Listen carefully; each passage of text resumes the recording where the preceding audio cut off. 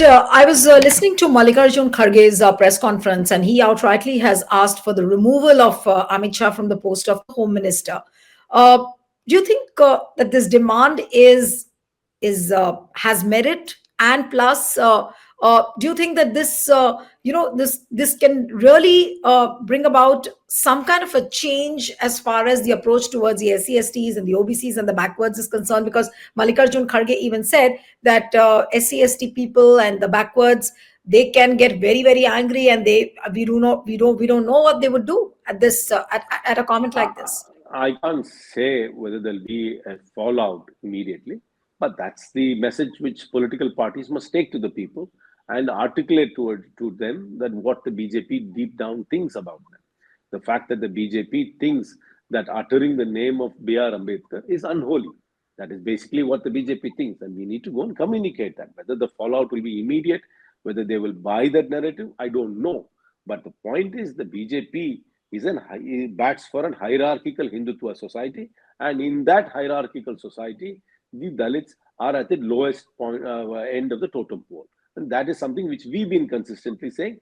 Perhaps this Freudian slip, or whether it was a predetermined or a conscious utterance of the Home Minister, will only reiterate our argument which we've been making all this while. It wasn't a Freudian slip at all, because this was a very thought after, and a very premeditated kind of a statement, because he said something, and then towards the end of that sentence he added this: Ambedkar, Ambedkar, Ambedkar, itni baar agar bhagwan ka naam lete to shayad swarg chale jate, something like this he said. And it was almost like And I've lost it because it's in Hindi, but I understand what you mean.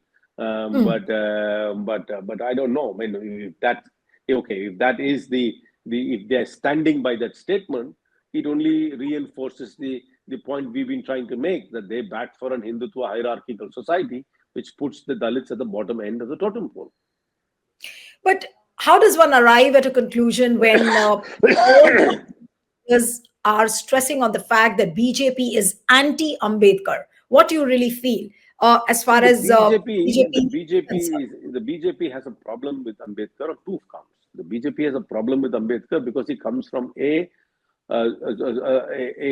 section of society which was victimized through the ages of the Hindutva narrative which the BJP portrays, and who stood up against that hierarchical society, who in fact negated the BJP's version of society, and in fact who said that the Hindu society as it stands, or as it stood during his time, is going to be unfair to his people. So that they don't like BR Ambedkar because he challenged their hierarchical model. And secondly, BR Ambedkar is the chairman of the Constitutional Framing Committee, and that again, the Constitution itself is something they have grudgingly accepted now, because it's the same Constitution which has allowed them to hold high office for the last 10 years. So that Constitution, according to them, is a Western construct and does not truly reflect their ethos, which apparently goes back thousands of years, and any document should actually reflect that societal view and not this view of a Western individualistic freedom which it bestows on the citizens of India. Because the BJP's version of India is not based on the individual; it's based on a collective. I always say that they do not respect individuals; they respect collectives. And this Constitution of India actually bestows rights on the individual. So it's at odds with their view of society. But Karthi, what do you feel after seeing the Lok Sabha and the Rajya Sabha debates on Samvidhan? What do you really feel the way BJP and most of the BJP speeches you look at, they put things out of context, whether it was a historical perspective or any projection which they made, everything was being put out of context. So what do you really feel the way See, the Samvidhan that is how conducted they by spin history. They spin history to fit into their narrative. So they are always passing judgment on historical figures and historical acts without understanding the context in which those occurred. I mean, we are not justifying the emergency in any way. In fact, Mrs. Gandhi has apologize for emergency. She herself lost the election in 77 and then won handsomely in 1980. We accept that. You see, every historical figure will be flawed, but the BJP, if you ask the BJP whether any of them or any of them who belongs to their pantheon is flawed, they won't accept it. They won't even accept that Godse is flawed. They will justify Godse. They will justify the fact that they were not very active participants in the freedom struggle. They will justify them dissing the constitution when it came about. Now they, of course, accepted the constitution because the constitution bestows them on all the powers of state.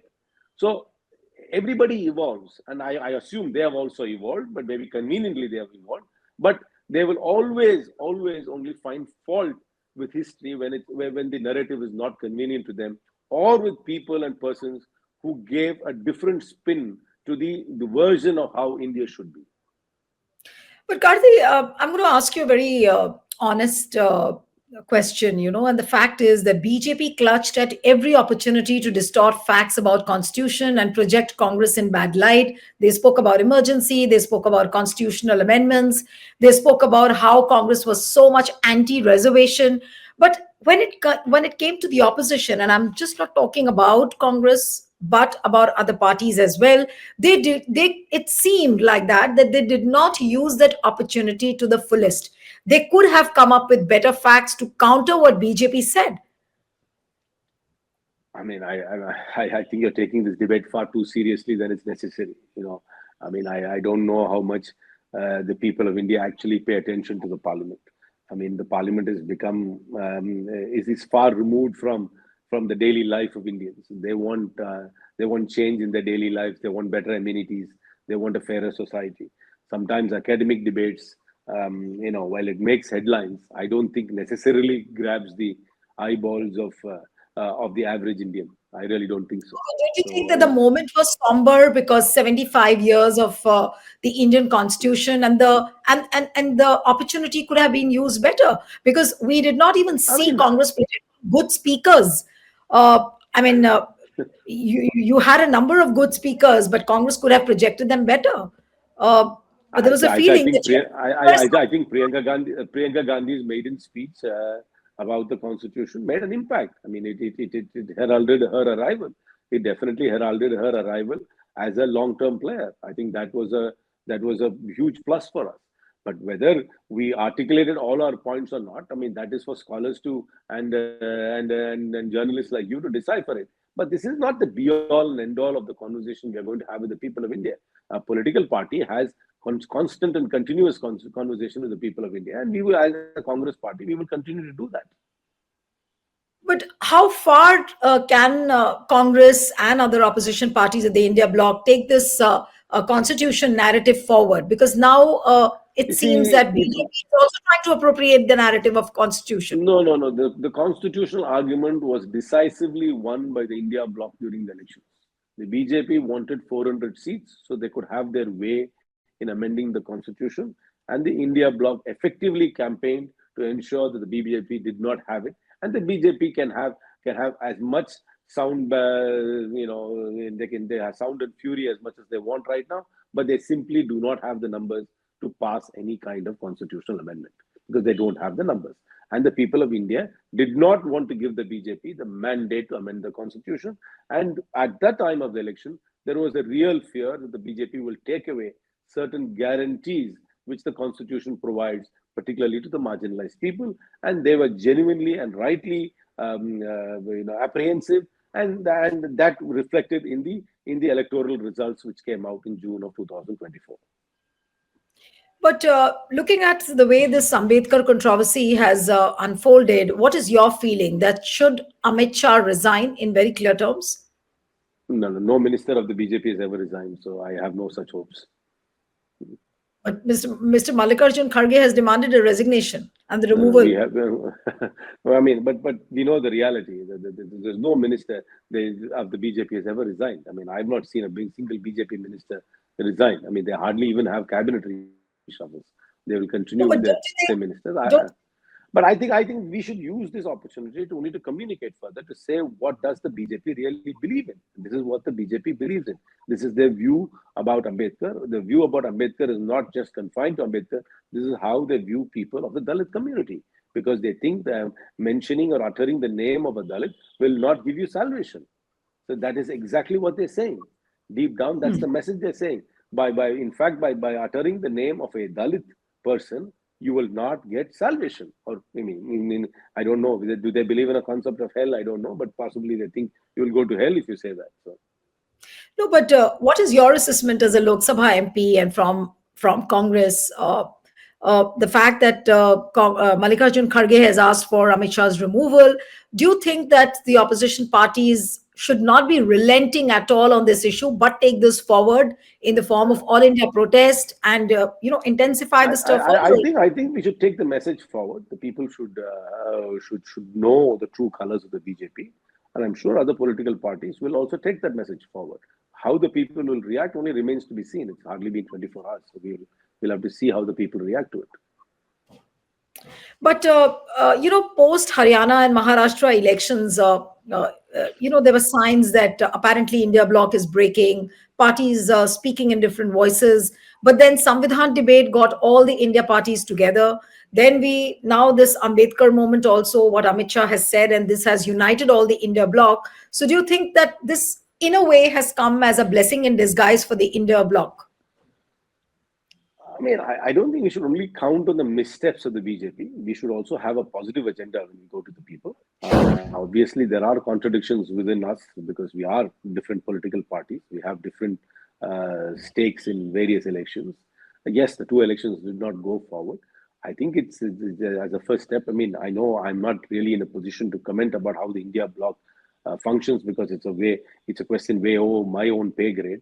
But a constant and continuous meeting and constant displays of unity and unified presence in public events will help the India bloc. So, what would you really say to this towards the end of the interview? My last question to you, Karti, is that this Amit Shah controversy, this 11 seconds clip, how far do you see this, in fact, going? And I'm sure BJP is also not going to relent. The very fact that Mallikarjun Kharge conducted a press conference and just within an hour, Amit Shah was there to hammer out Congress on this. See, the press conferences in Delhi are not the only communications tool of this country. We should step out of Delhi, see how the people react. We must fan out. Members of parliament, members of legislatures, political parties must go have conversations with the people of India and take this message forward and see how they react and bring out the reality of the BJP. If the BJP is going to have a counter narrative, so be it. They will have a counter narrative. But this I do not believe a press conference in the capital city of India alone is enough to set the narrative one way or the other. But can this issue become Amit Shah's undoing, this 11 seconds clip? I really don't think he's ever going to lose the confidence of the Prime Minister. All right, that says it all. Thank you so much, Karti, for joining on HW News. Thank you. Stay ahead with our Cutting Edge News app. Instantly access the latest shorts in just 1 minute and breaking news in just 50 words. Download now for a smarter, faster news experience.